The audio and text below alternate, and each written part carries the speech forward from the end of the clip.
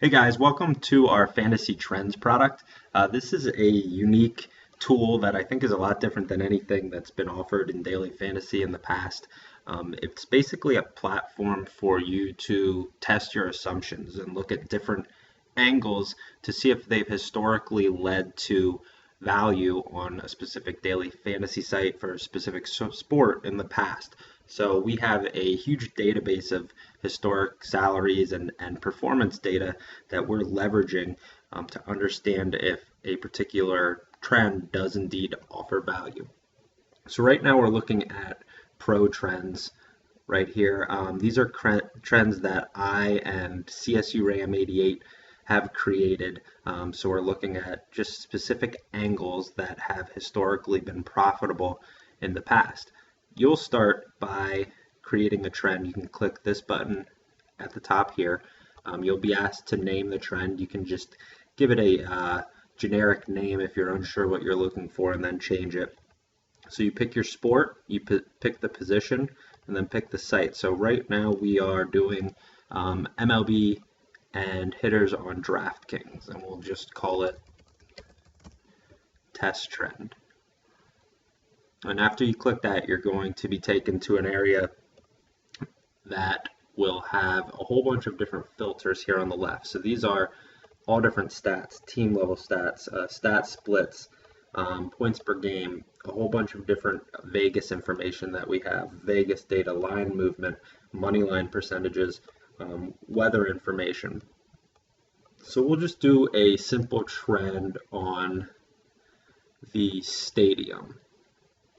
So when you click on this, you can see this is actually, these plus minus numbers are the performance above or below expectation for each ballpark for hitters on DraftKings. So we can sort by this to see which ballparks have been the best and the worst. So you can see the worst park since we've been tracking this information on DraftKings has been Safeco Field. Tropicana's second worst, AT&T. So that's pretty standard, I think, with popular opinion. Top park, by far, not even close, more than double the plus minus of any other field is Coors Field, followed by Chase Field, Target, PNC Park, and Rogers Center.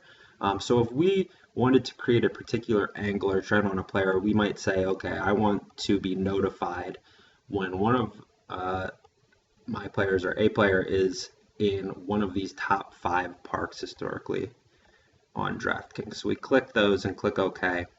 And you can see this, the expected points changes. The expected points is what we'd expect historically looking at all of these players. So there's 7,732 players in this sample. We look at their salaries, calculate what you'd expect based on their salaries, based on all performances, and then look at the actual points that they scored.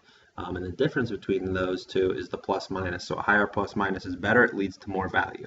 So if you historically targeted nothing but players in these stadiums, you would have performed 0.73 points above the performance for all players, the expected production given their salaries. So we have that information. This plus minus number is really the most important. Then we have a graph of how this trend has led to value over time. You can click on past results to see every single past result. So that is 7,732 different scenarios. And then you can click to see current matches. So this is every single player who is playing in those parks today. So we can refine this search even more. So say we want those players in those parks, but we only want to target them if the temperature is above, we'll say, 72 degrees. So we click that filter. It cuts down on the number. The plus minus is at 0.78. I'm not sure if it was at 0.78 before. We'll actually move it up even more and see how that plus minus might change. So now we go to 75 degrees.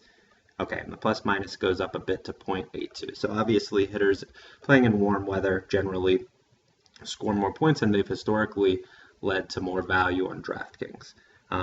And so we can see all of the current matches today. You can click on a player and his player card will pop up.